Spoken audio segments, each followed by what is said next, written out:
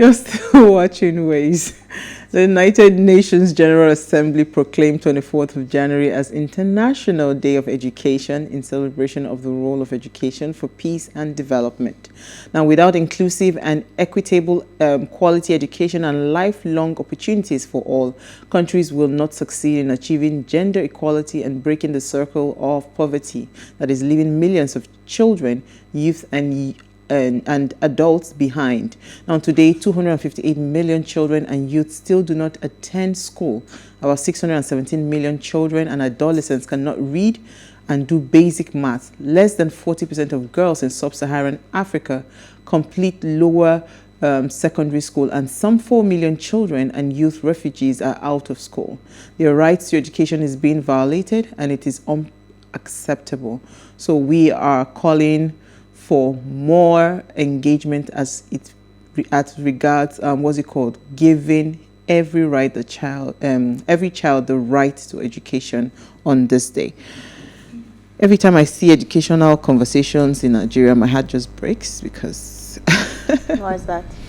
Yeah, because the standard of education, it's almost like by the minute it's falling, and even for the so-called private schools that have grown in leaps and bounds in terms of their numbers and all of that, there are still lots of lapses that we see in private schools, and again we don't see government checkmating them, because even they themselves, what do they even have to offer? Yeah, true. Education is one big thing that is really dear to my heart, and I keep wondering, when would we get it right as a country? Because I know that if we're able to get just education right, I think maybe 50% of our problems in Nigeria will be solved. Yes. Yeah.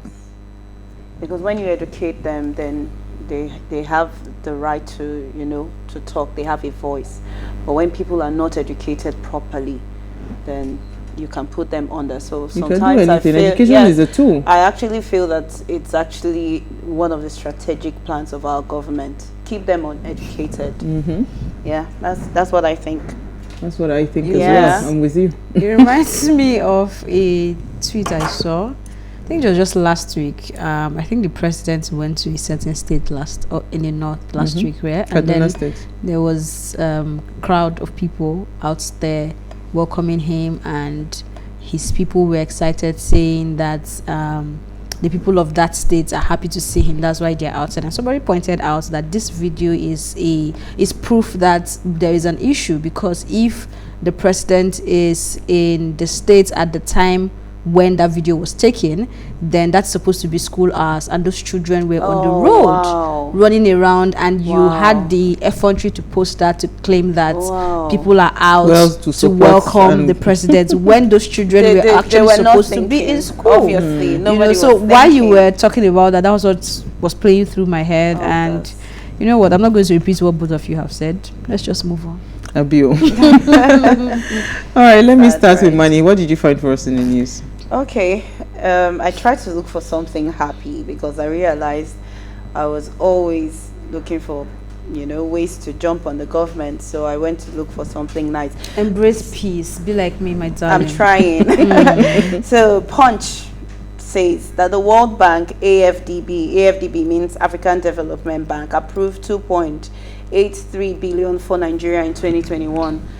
So I'm just going to read quickly. The World Bank and the African Development Bank approved a total sum of 2.83 billion to Nigeria in 2021. It has been learned. However, the financing is not limited to the Nigerian government, as it also covers Nigerian agencies and firms. So 500 million was approved for electricity access, while 700 million for urban and rural water supply, sanitation, and the hygiene program. So for me, I think that this is a very good one, although while they're loaning this money to Nigeria, but it will help if they take this money to do the things they have talked about. So electricity, fine. Power, we are in need of this, Yeah, we've always, so what we need now is just accountability.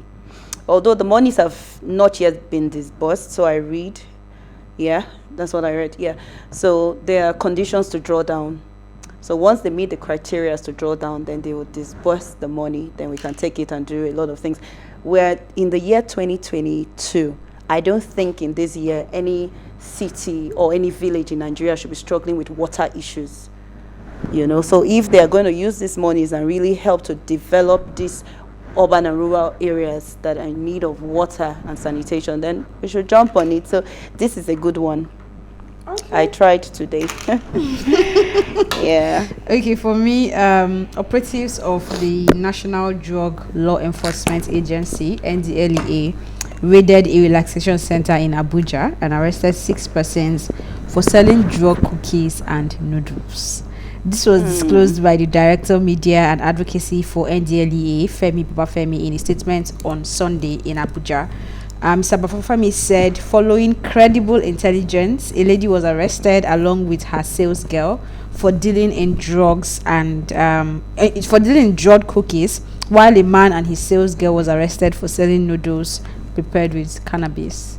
So yeah, and so they're getting. Why are you laughing? Don't put me in trouble. Why are you laughing? So he also mentioned some other raid and interception that they've done, and showing that they are really clamping down on people who are doing drugs and selling drugs, right? So kudos there. So I watched the movie on African Magic till late. I think I left that place about 2 a.m. this morning. I was watching that movie. It caught my attention because it was a movie on drugs. Okay. I think it's called Nimbe or something, if they can find that movie. I think I've heard of it, yeah. but I haven't seen it. And it was, you know what what made me smile at the end of the movie when they were doing the end credits? I actually saw that it was sponsored. It was also funded by the Senate. I think one Senator, Lanre, if I can't remember his other name, but a senator actually. That's a good one. So from the Nigerian Senate actually sponsored that movie, nice. Because he was speaking to drugs and the use of drugs, how a boy just turned haywire because he started mingling with drugs, and again what caused him to go into drugs in the first place was lack of love, attention, and whatever from the family front. So I thought that was good. That was a good thing to do. So outside of even clamping down on these people, can we start to also find root causes for why people would even take drugs in the first place? Why they inside noodles? What is the problem? Go. So if you deal with it from that root cause, you will not even need to arrest this because they will not even have customers. So I think when I saw that movie, I said kudos to them. I didn't see it before, so anybody has not seen the movie, it's called Nimbe. So is it a new movie? Well, I don't know if it's not new, exactly, but I know that at the end of the end credit, they also said follow them, the Nimbe the movie also on Instagram. I think they are online, so you can search them out. It was a good movie to watch because for some strange reason they started and I just stayed till the end of the movie. I just got the time 2 a.m. Really? Yeah, wow. It was a good movie. I enjoyed the movie. That's good. Okay, so federal government suspends proposed fuel subsidy removal. Now, the federal government has suspended the planned fuel subsidy removal. That's the Minister for Finance, Budget and National Planning, Zainab Ahmed, made this known today during a meeting that was held in the National Assembly in Abuja. She said this suspension is till further notice. According to them, they're saying that at this point, they are not sure that Nigerians are ready, for the effect of the removal of subsidy. So part of the reason the government is not thinking about removal of fuel subsidy is the impact that it will have on Nigerians. And they are trying to work out some modalities and try to bring in all the stakeholders, Nigerian, labor, organized labor, the stakeholders and all of that before they can now sit down. So it's not on their plate at the moment. And the minister for, for petroleum, Minister of State for Petroleum, that's Timipre Silva, also was in that meeting and he made this known.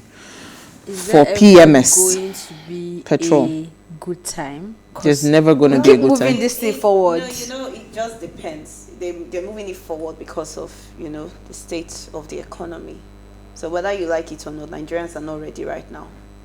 They're not ready. I think we were ready when we went to line up at Ojota, but we are not ready for that conversation.